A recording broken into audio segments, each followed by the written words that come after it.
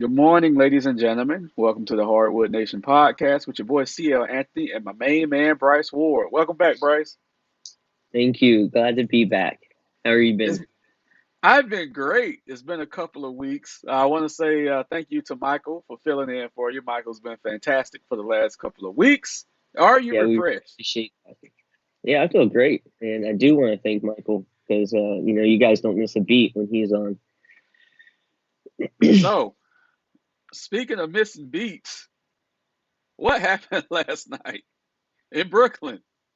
The Boston Celtics took the game 109 to 103. For the duration of the game, the Boston Celtics led. Like Brooklyn never seemed like they were going to take this game. Numbers aside, let's just talk about impact. We knew this was going to be a good series. We both picked Boston. I thought it would have gone 7. It's going to be an act of God for this series to go 7 games right now. How demoralized do you think the Brooklyn Nets are considering they dropped 3 straight games to the Celtics and a pivotal game 3 to the Celtics? Well, I mean, in my eyes, it has to be a huge mental letdown for the whole team. But if they were just tired, then I guess there's your excuse right there. I believe the quote from their coach Steve Nash said something along the lines of, "Well, they've got to be tired. They're so done. They might get swept. I didn't think they would get swept. I thought they would lose. What is that kind of answer? They got to be tired. Yeah, Kevin Durant's been tired for 2 years. Yeah. Also, I just thought about this right before we start. We started the type of games that Durant's had this series. Not only does the Brooklyn management look bad, not only does Steve Nash look like a new young coach who doesn't know anything and has no control, like we've stated he doesn't. Um, Not only is it a huge disappointment because there's no way they come back from 3-0 because it takes the type of heart that team doesn't have to do that, in my opinion. But one thing I didn't predict was going to happen was that this was going to hurt KD's legacy so hard. And this is what I mean. He went from the beginning of this season to people saying he's arguably the best player in the NBA right now. He's by far the best scorer. To right now, people are like, is Jason Tatum already taking him over in terms of the hierarchy of NBA players? So I thought Kevin Durant would have a few years of this kind of sort of clout, but not after this. I know he's tired, but that's not going to take away from you being tired going forward playing in the playoffs. Like, if you want to play a normal season and get here, you're going to be tired. You had James Harden, you had Kyrie for some games. It's not like you were putting in so much effort and willing your team to these victories because you weren't having the wins. And then you got injured, so you had time off. Mm. Why are you so tired? You haven't done anything like exceptionally far off from what you already do every other season, and yet you're this tired? No, they are smothering you. They are making you look bad. They, they, I they, haven't they, really seen this out of Durant before, but I think this, if they get swept, even if they don't get swept, they lose this series in this fashion, the way he's played and what they've been able to do to him, he has went from, like I said at the beginning of the season, having like arguably the highest clout of anyone in the league. You could argue like Giannis or LeBron, people, but still he's there. To now, I think he falls off majorly, and I didn't predict that part happening. So I'm surprised that because I think this is going to hurt who he is as a mm. player and his legacy. It is astonishing to see. I didn't finish the game. I can't even remember what time I fell asleep. Had a rough day yesterday. But the one thing that stands out for me with that comment, and of course Kevin Durant hasn't said it. I haven't heard any of the players say they're tired. But the thing that's telling is with the things that we know about that organization, how it came together, how it's run, how it is lackadaisical as far as structure. You can apply that same thing to conditioning of the players. You have to be in peak condition, especially this time of year. But if you're not being held accountable to do anything else, I would just guess and say they're not being held accountable to be in top condition. Okay, Kyrie has an excuse Mhm. with him going through Ramadan right now. Kyrie has an excuse. There's absolutely no excuse for Kevin Durant to be tired at this point, like you stated, especially when a month ago he missed a month of basketball. Okay, It's the first so round. We're not even. What's he gonna do for the conference finals? right, right, They're not gonna make it, but obviously. right. This is damning not only Hmm. to Kevin Durant, as you said, but also to that organization. The owner of the organization needs to reconstruct it from the top down, and set expectations because. And I'm speaking of next season. This season is a wrap. We've had 3 years of the Kyrie Kevin Durant experiment. It hasn't worked. Are they two uber talented players? Yes. It can still be savage. But everyone from the top down has to either be replaced or put on notice that we have to make sweeping changes through this organization. And we have to have accountability for the players. Even the shit that they said about Steve Coach. Well, he's not really our coach. We work together. That has to change. He needs to be gone. You need to put an authoritarian coach in there. Like the whole culture, people use culture a lot. San Antonio, Miami, whatever. The whole culture of the Brooklyn Nets has to be overhauled this offseason in order for this experiment to be savage. Like that's just where I'm at on it. Everything they do now has to be out the window in the offseason. Which the offseason's coming really soon. Really soon. By midweek is going to be the off season, but they have to make sweeping changes. So how do you feel about that? Do you think they need a culture change in Brooklyn? Yeah, I agree with you. They need to Yeah, throw out everything, start over completely. I know it's yeah, hard to do, and I know Brooklyn fans won't want to hear that. Um, that's just me. That's what I would do. yeah. And I mean they can keep the same players. We're not talking about getting rid of the players at this point. They might be a better team with Ben Simmons, having been in their system for a little while next year. But as Yeah, far as the culture, the attitude, the expectations, like anyone, me and you sitting here doing a fucking podcast. I play basketball once every 3 months. We can be like, yeah, Bryce, we're gonna win the championship. We're not putting in the work to win the fucking championship. You get what I'm saying? So anyone can say that they want to win a championship, but you have to put in the work.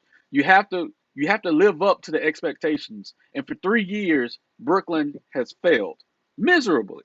So they they have to shift focus going forward. I All think right. for what it takes to win a championship, from like really the top down, because everything we talked about this the other day, everything has to go right. You even have to be so lucky that most of your team is healthy, and we know how that could go.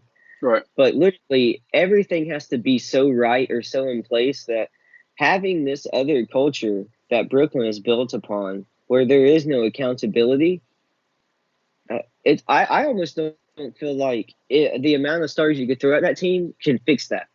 Like it's too glaring of another thing. Like you're going too far against what is known to have worked. And I Hmm. just don't. I think the disarray when things get hard and deep in the playoffs, those things become a bigger glaring issue because it is so hard to win a championship. So I don't think until they change really everything top down, like you said, I don't think the amount of players or the type of players or the star players they have, I don't think any of that changes anything because I don't think they win a championship without changing the culture per se. So Look, in the playoffs is where you really look at numbers and percentages and things of that nature. It's happened a couple of times in hockey. It's happened a couple of times in baseball. A team being down 3-0 has never come back to win a series in basketball. It hasn't happened. I believe it is 143 to 0. And I don't think Brooklyn's the team that's going to do it. So this series is effectively over, Mhm. and they blew it. They not only did they blow the series, they blew another year. They 3 year fell. blew Yeah, they blew James Harden experiments. Kyrie's out there trying to kill himself during this special time in his life, and they're blowing that, and they're blowing Durant's legacy, like you said, which was a great shout out by you about his legacy. Kevin So, went from the best player in the world to next year. I don't think you can put him in there anymore. oh wow, he's out of the top five or top 10. No. He's just out of the top five. He'll be a Top five. great he'll be a great regular season player. Hmm.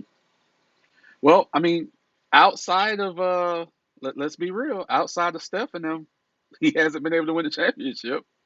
And he's played with some great players. I mean, he got there at Westbrook and Harden. He can't seem to get there with Kyrie, but hey, You know my opinions on that. I'm not gonna go into a Kevin Durant Golden State rant. do it, do it, do it, Let's do it, do it. All right, so that was one loss. So we're gonna go to another game that happened.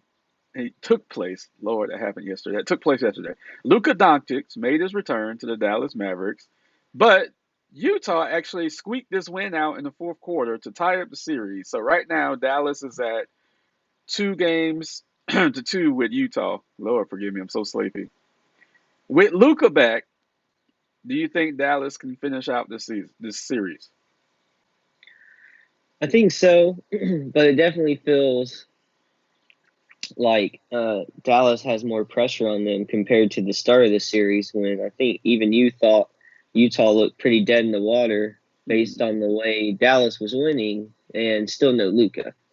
So I mean, the easy math seems to say Dallas closes it out with having Luca back, but sometimes even having your star back can really throw off a team's chemistry. Yes. And I know Luca was did play most of the season. It's not like he missed half the season or anything crazy like that. But each series is different, and so if the Dallas guys, the guards, Dinwiddie and what's this Brunson, Yes. those guys are playing so good. Game plan is important.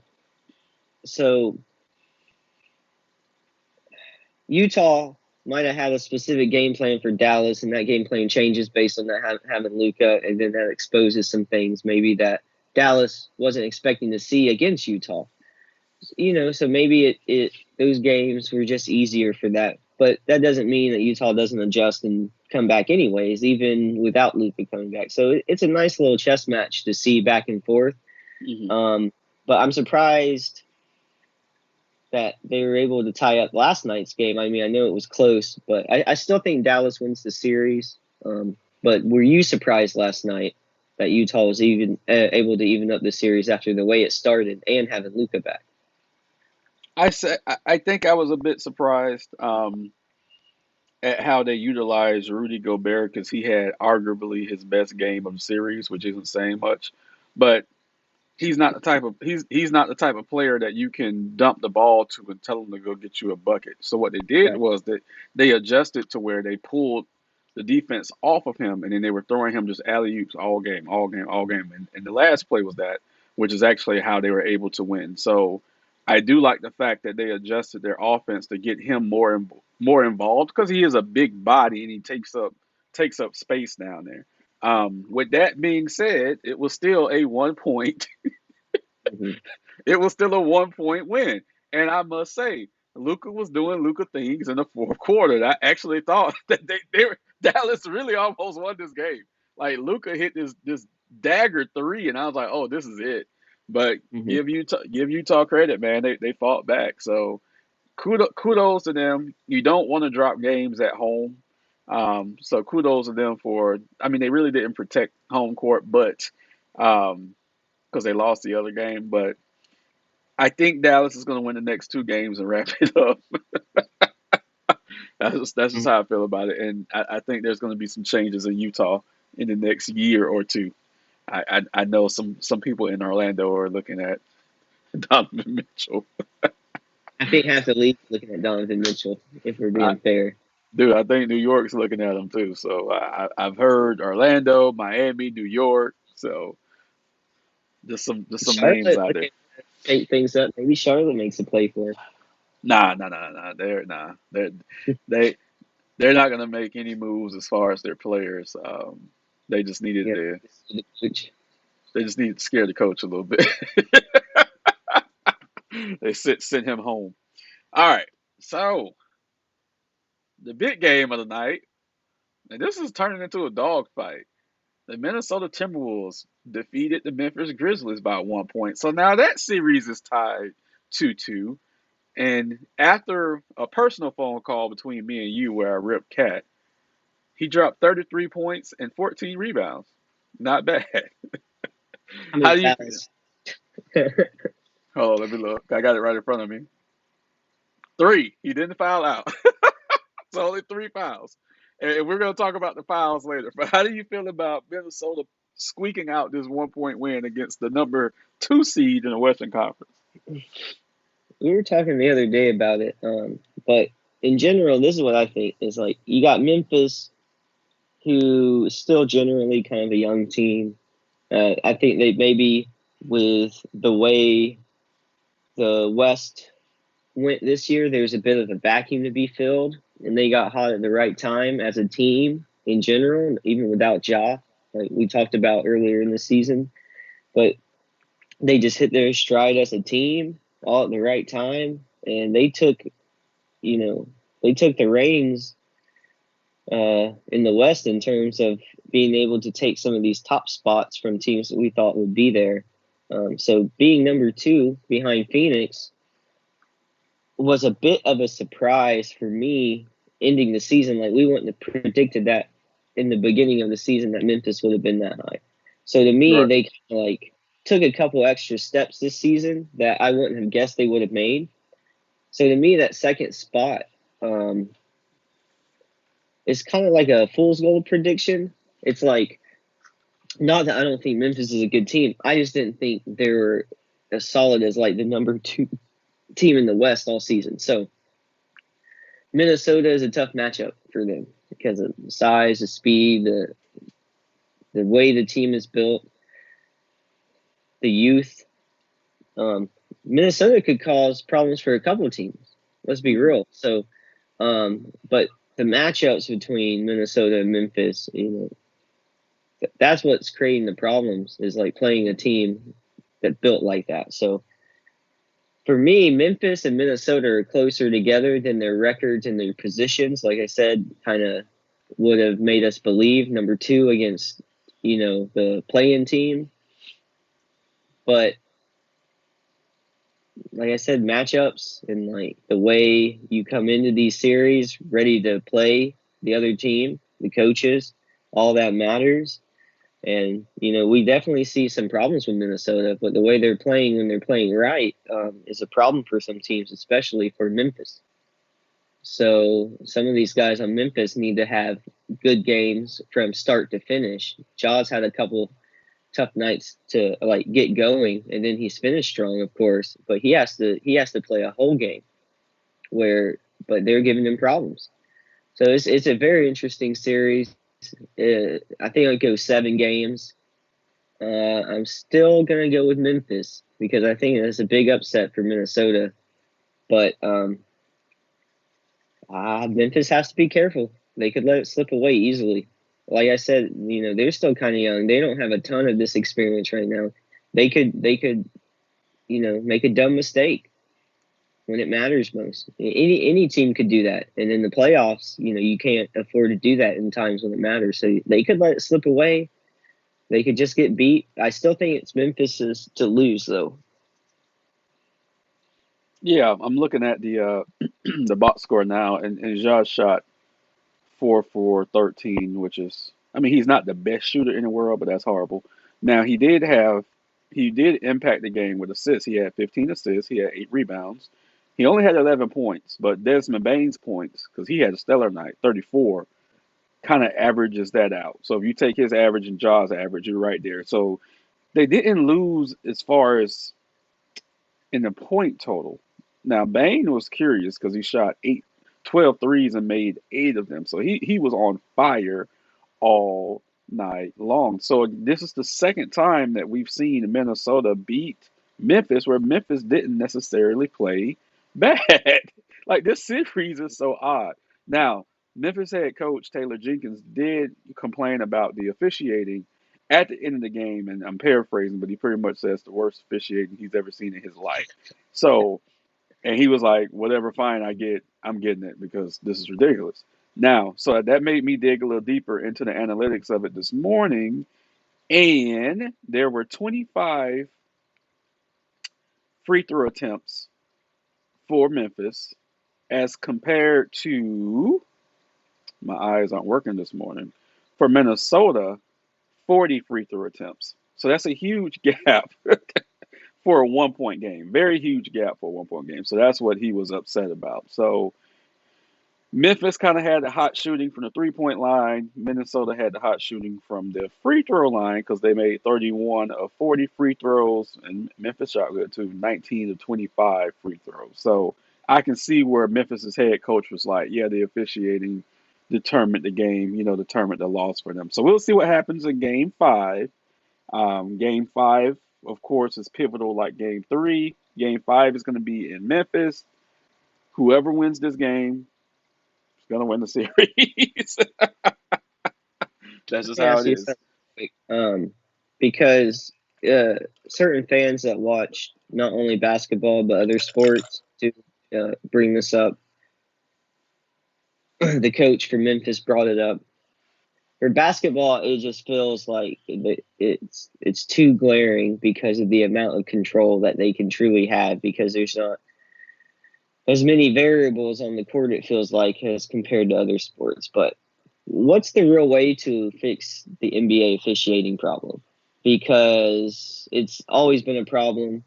The books and the information from the other refs who got in trouble a while back coming out about it, it's gotten so much attention. How do we fix it? Because it's obviously strayed some fans off, and it makes certain fans that stay question some of it because we know the shenanigans. And when you bring up stats like Yeah, that, and yeah, other people who know the game well yeah. bring it up, it's like you can't not talk about it. So how the fuck do you fix it? Because it gets really annoying thinking you don't have a chance when the officials can control it all. It's a very big but not talked about issue in the NBA, and I'm gonna say that money, TV money specifically, drives this. Okay, so think about it like this: the NBA doesn't like sweeps.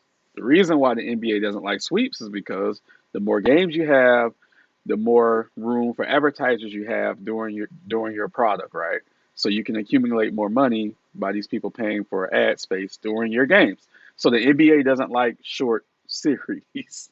Okay, you don't really have that problem in football. You don't have it in college basketball because you're one and done. But in the NBA, it benefits you to have a longer series. So how do you have longer series? You kind of help the underdogs out a little bit. Well, how do you do that? You call bullshit fouls for everything. The way to stop it is to not call fucking fouls. That's the way to stop it. But here's the other thing. Then you can call traveling more. Everyone travels in the NBA. They decide when they want to call it and when they don't want to call it. So they can still have that angle to stop the momentum of another team. So let's just use Minnesota and Memphis, for example. So let's say Minnesota goes on this huge run and the players can't do anything to stop this run. How do you stop it? You call offensive fouls. You call traveling. Just little shit like that to try to slow down the run of the opposing team. So it's never going to go away. It's never going to go away. It's always been a huge problem. It makes for good TV. It does. It makes for good TV when you give the underdog a shot. I'll also say this. Just recently, the Friday night Miami Heat Atlanta game, last night the NBA came out and said they had two blown calls at the end of that game where they should have called a defensive 3 second against the Hawks twice at the end of the game. If they would have made those calls, it would have gave the Miami Heat two extra possessions in a 1 point game final. So that's the kind of stuff you gotta you got to think about. You know what I'm saying? So They need to stop doing that as well. what the reports after the games, because they do it Yeah, after every game. Yeah. yeah, they need to stop saying, "Well, we would have changed this," because all the Miami fans are going to be like, Right. Right. "We know, Rightfully so. we Right. know," and then so you're saying we would have won. Thanks, cool. I Right. mean, you're No. not saying it, but you're kind of saying it, and that's Yeah. bullshit. And I try not to use that as an excuse, and particularly in that game because Trey Young did hit a tough layup to win the game, but it should have never got to that point because Miami should have had two extra possessions. So that's the type of stuff you have to deconstruct. So is it a big problem? Absolutely. Will it ever be fixed? No. And the reason why the NBA releases that report, which I can't wait to see the report on the game from last night, the reason why they released the report is because of all of the shenanigans that's going on in the league.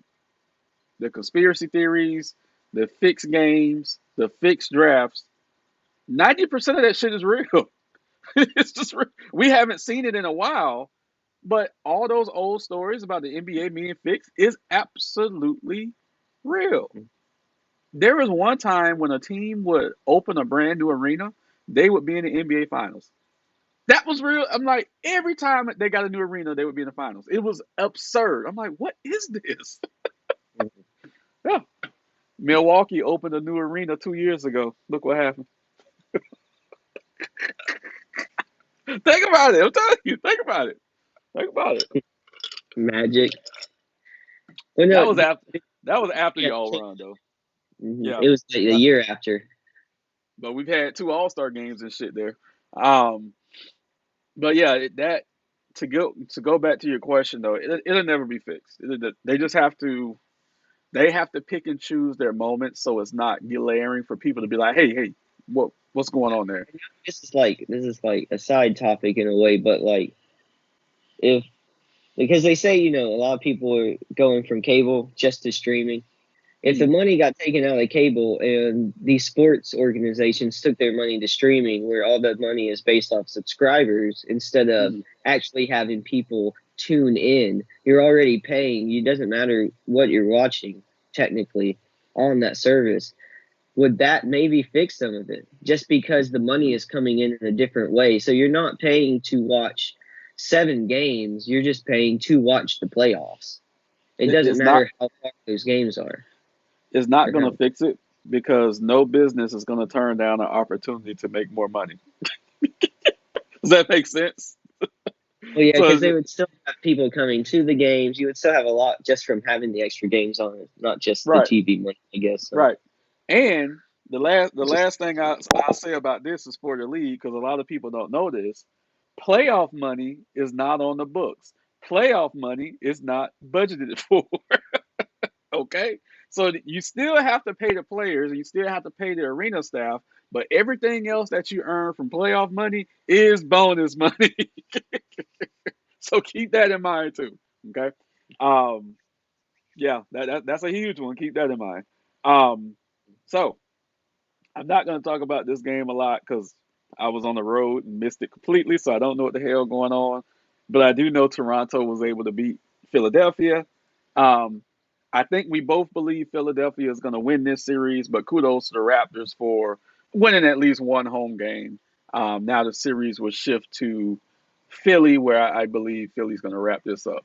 Now, one thing to watch is Embiid does have a thumb injury that he's going to play through. Um, but what do you agree that Toronto is going to fall to the Sixers? what would you say? You didn't think Brooklyn was going to be the team to come back 3-0? I don't think Toronto will be either. So Yeah, yeah, I don't yeah. know. I don't. They might get another game. I don't know. I don't Hmm. doubt it. Or I mean, I doubt it. Because Philly looked pretty dominant the whole series. So yeah, They have I think looked it's they have looked very well if they this did series. continue to keep playing this way, there's reason to believe they could beat anybody. So Yeah, yeah. everybody needs to pay attention to them. There's no clear cut favorite right now in the Eastern Conference. It's wide open, and Boston eliminating Brooklyn, which we both think is going to happen, is going to be very huge. Um, So we have 4 games today. So we're going to do some predictions for these games today. So Milwaukee and Chicago is going to start us off at 1 p.m. It's going to be in Chicago. Who you think takes this game? Chicago. Okay. Golden State is going to Denver. I mean, they've been in Denver, but we're going to be back in Denver. Golden State has a chance to sweep Denver today. The as I tweeted the other day, the statistical MVP darling's going to go home. So, how do you feel about this? Um, Denver wins, survives the sweep. Real quick though, on the last series, I think Chris Middleton not being there is going to really hurt them because they need they need everything they can against Levine and DeRozan. So Look, they they have to make they a choice. they blew them out the first game I, without Middleton the other night, which was in Chicago, which really shocked me. I was like, "What DeRozan the?" did not play well either though. Okay, So I so don't think you can keep him down for like 2 games. This is what I'm thinking. Like you can't keep him and Levine both down for 2 games without right, Middleton. right, So right, that's right. what I'm saying. But yeah, I think Denver survives the sweep Denver survives the despite it sweep. be close. Hmm. Hmm. Then we have starting the nightcap, Miami at Atlanta. Miami has a 2-1 lead. Who you got? Miami. All righty, and then the Especially, last. I'm annoyed they didn't sweep him. Well, I told you they wasn't gonna sweep them. I told I you know. that. Still owned. I watch a lot of both of those teams. So I'm like Atlanta's gonna get a game. Atlanta may get 2 games. Now, Hmm.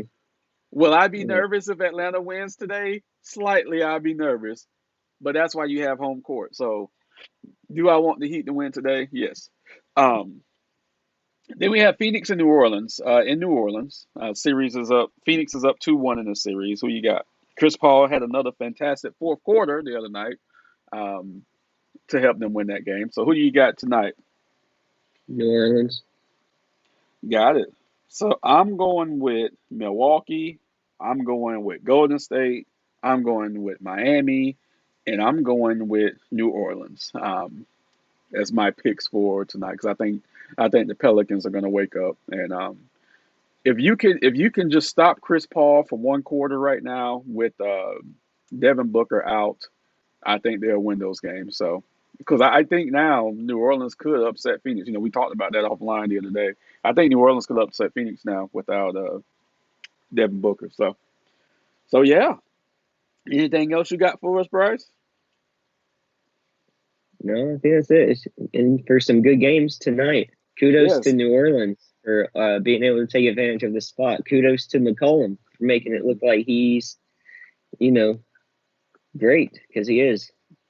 he's a great player in a great situation right now. And like we said the other day, that trade to get him there was so impactful to the Pelicans and so blah for Portland. Portland's in a world of Also, trouble. Zion, I mean, if he was in the right shape and healthy right now, you could argue they're a championship team. So even more pressure needs to be put on Zion more than before. Hmm. I, I fully believe everybody in the league should be hard on that kid because they're with what they have now and a healthy Zion. There's some experience there. You need that. That's a championship run kind of caliber team. So pressure on Zion, tons of it. They could make a deep playoff run with Zion Hmm. healthy and McCullum there, and then Brandon Ingram doing Brandon Ingram things because he's just so solid. Really quick, this came across my Twitter feed just now. So Tatum ended with 39 points last night and 6 steals. That's incredible. He ended up like was it 6-6 or he ended up with like rebounds, assists, and steals like all 5 or 6. That kid is. I know, like most of the season, people were kind of talking about him and Jalen Brown, but there's no denying Jason Tatum in this playoff series. It's been the whole team has been playing great, but Jason Tatum has been the all-star of that team. Mhm. The biggest difference I've noticed with him this year is that he's not throwing up a lot of bad shots. He's playing more. under control this year.